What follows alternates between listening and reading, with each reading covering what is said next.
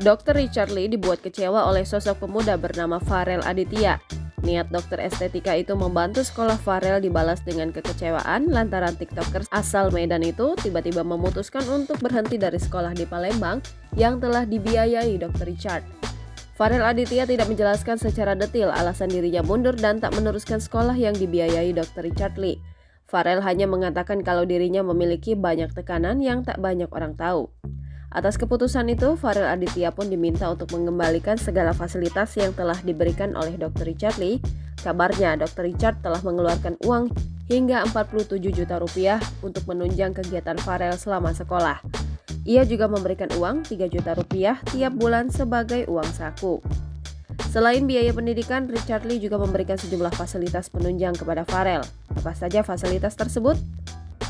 iPhone 12. Dari Richard Lee, Farel diketahui telah mengantongi satu unit telepon pintar bermerek iPhone 12, adapun harga ponsel tersebut mencapai belasan juta rupiah.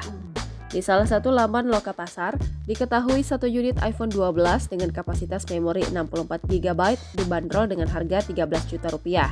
Sementara untuk varian kapasitas 128 GB, iPhone 12 diperkirakan seharga 14 juta rupiah dan varian 246 GB harganya bisa mencapai 15 juta rupiah. Selain iPhone 12, Farel juga diberi satu unit laptop merek Lenovo V14 oleh Richard Lee. Laptop jenis itu diperkirakan harganya di kisaran 5 hingga 7 juta rupiah. Motor. Farel Aditya juga diketahui menerima satu unit motor Matic Honda Vario 150cc dari Richard Lee.